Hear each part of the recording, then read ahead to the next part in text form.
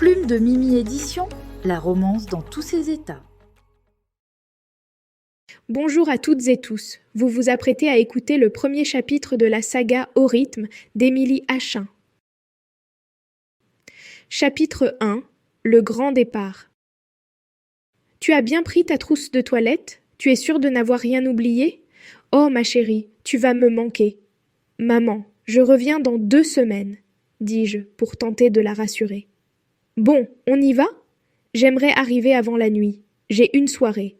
Baptiste, je compte sur toi pour prendre soin de ta sœur. Et ne l'entraîne pas dans tes fêtes d'étudiants où il y a de l'alcool, de la drogue et des garçons peu fréquentables. Y a pas de risque. Elle est tellement coincée qu'elle préférera rester révisée dans sa chambre plutôt que de venir s'amuser comme tous les jeunes. De toute manière, je ne lui aurais pas proposé de m'accompagner. Et puis, pour ce qui est de prendre soin d'elle, tu sais bien que je ne laisserai personne approcher ma petite sœur chérie. Ah, il m'énerve déjà. Pourquoi suis-je obligée d'aller dans la même école que lui? Il faut toujours qu'il fasse le malin. J'ai déjà hâte d'être à l'année prochaine. Il aura fini ses études et je serai tranquille. Tu embrasseras papa pour moi. À ce soir au téléphone. Bonne route, mes amours, je vous aime. Ses yeux bleus remplis de larmes me brisent le cœur. Je la regarde debout, au bord du trottoir, emmitouflée dans son gilet en laine, la main qui s'agite pour nous dire au revoir. Nous lui faisons de grands signes jusqu'à ce que la voiture quitte la rue. Puis je ferme ma vitre et regarde la route. Baptiste monte le son de l'autoradio, certainement pour éviter toute conversation. Je déteste ce qu'il écoute. C'est du rap français. Les paroles sont crues et remplies de fautes, tout ce qu'il faut pour griller un cerveau. Je me demande comment on peut aimer ça. Il sait que je n'aime pas. Il doit le faire exprès pour m'énerver. Heureusement, j'ai pris mon iPod, alors je fixe mes écouteurs et mets le son au maximum pour n'entendre que la jolie voix d'Adèle. Je ferme les yeux et me laisse aller à rêvasser en essayant de traduire les paroles de Someone Like You. Les chansons défilent tout comme le paysage, seulement Baptiste ne prend aucune pause. Impatiente de me dégourdir les jambes, je demande après avoir enlevé mes écouteurs et baissé le volume de sa musique. On y est bientôt? Dans environ 1 demi-heure. Ne touche plus jamais à ça.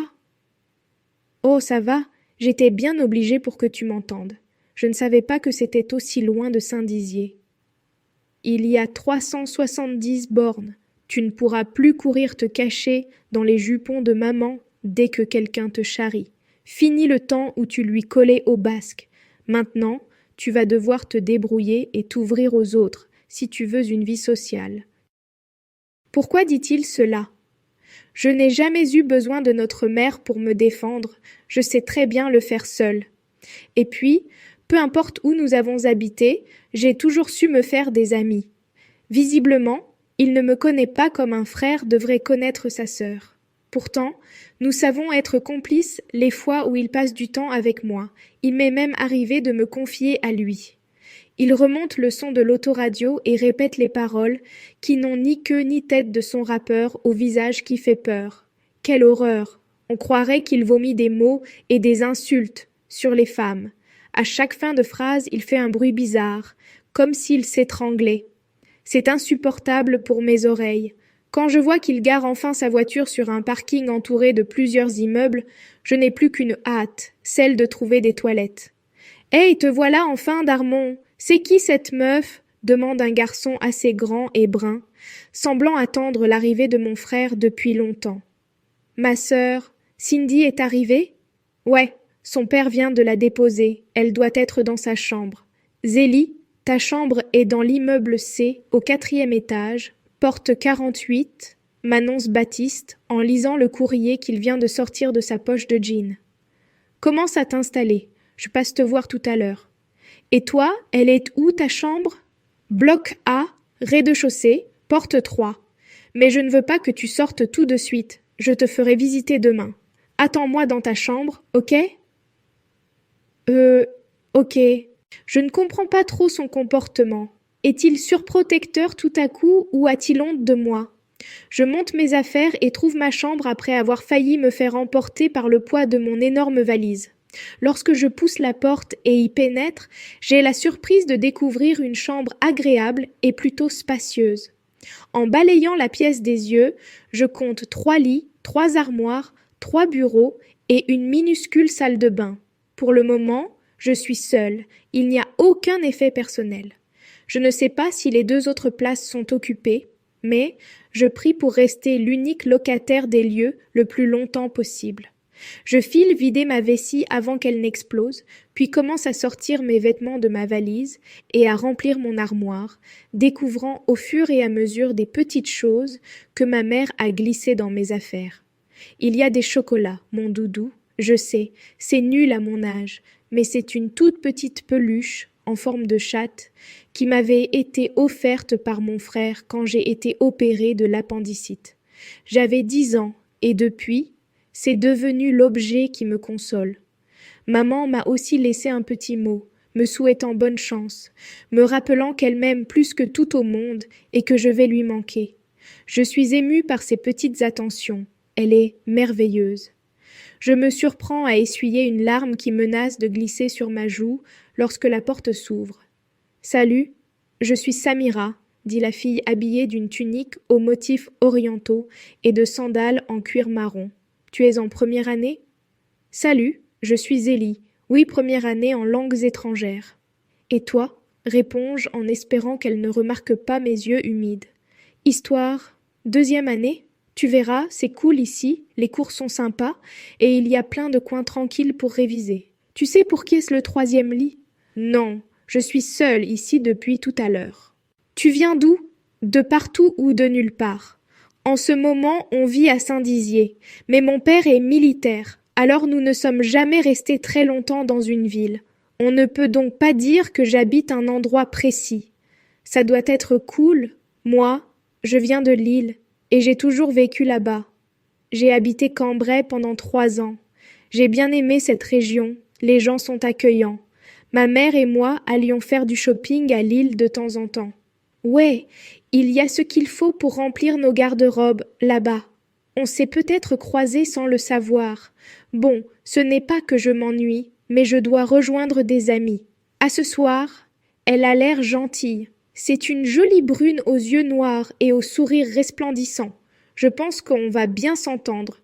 Je sors mon PC portable et enregistre le code Wi-Fi pour me connecter sur Internet gratuitement dans l'enceinte de l'école. Ici, plus personne n'utilise de cahier ou de stylo, tout se fait sur ordinateur. C'est plus simple pour tout le monde, nous sommes connectés en continu pour nos recherches, nous avons une boîte mail réservée à l'école et nos professeurs peuvent nous envoyer les cours ou les devoirs quand nous sommes absents. Alors que je suis concentrée sur mon écran, mon frère entre sans prévenir. « T'es installé ?» demande-t-il en se jetant sur mon lit pour s'affaler. « Oui. C'est qui, Cindy ? » « Mêle-toi de ton cul. Tu viens manger ? » « Baptiste, pourquoi es-tu toujours désagréable avec moi ? Qu'est-ce que je t'ai fait ? » « Je ne suis pas désagréable, je ne veux pas que tu te mêles de ma vie. Bon, tu viens ? » « Oui, réponds-je en soupirant.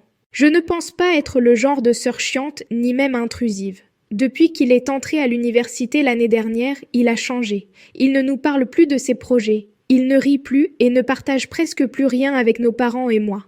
Cela me désole car j'adore mon frère.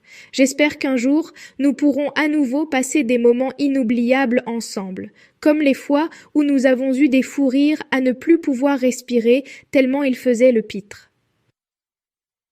La cafétéria grouille d'étudiants affamés. C'est bruyant, mais il y a une bonne ambiance. Plusieurs petits groupes rient en se racontant leurs vacances. Des couples se retrouvent et d'autres se montrent des photos. Je remplis mon plateau et suis mon frère, qui s'installe à une table déjà occupée par des amis à lui. Ils se connaissent tous et à les entendre, on pourrait croire qu'ils ne se sont jamais quittés. Salut, c'est ma sœur, Zélie. Zé, voici Mike, Tatiana, Lindy, Jordan, Cédric et Cindy. Salut Zélie, répondent 5 d'entre eux. Je leur fais signe de la main et m'assois en ignorant l'impoli. Ils continuent leur discussion sans faire attention à moi, et ça me va très bien. Je n'aime pas être au centre de l'attention. Mon frère est très proche de Cindy. Il lui chuchote souvent à l'oreille. ce qui la fait rire et parfois même rougir. Je sais maintenant qui elle est. « Et Zélie, tu viens à la soirée » demande un des garçons. « Non, Jordan, elle ne vient pas » répond Baptiste à ma place. Surprise par sa réaction un peu brusque, je me sens dans l'obligation de répliquer. Je n'ai pas fini de m'installer, une autre fois peut-être. Ouais, c'est ça. D'ailleurs, tu devrais rentrer, on va y aller, ajoute mon frère sur un ton sans appel. Pourquoi joue-t-il encore au frère trop protecteur? Il me met mal à l'aise devant ses amis que je connais depuis à peine une demi-heure. C'est méchant de sa part. Je ne comprends pas ses réactions. Je ne le laisserai pas gérer mon emploi du temps ni mes sorties, et encore moins se prendre pour mon chaperon. Il ne m'écrasera pas une deuxième fois de cette façon. Vous avez aimé ce premier chapitre? Rendez-vous lundi prochain pour la suite. Si vous êtes impatient, allez commander le livre ou lire l'e-book, disponible chez tous les revendeurs. Tous nos livres sont aussi disponibles sur le site plume-de-mimi-édition.fr. Plume de Mimi Édition, la romance dans tous ses états.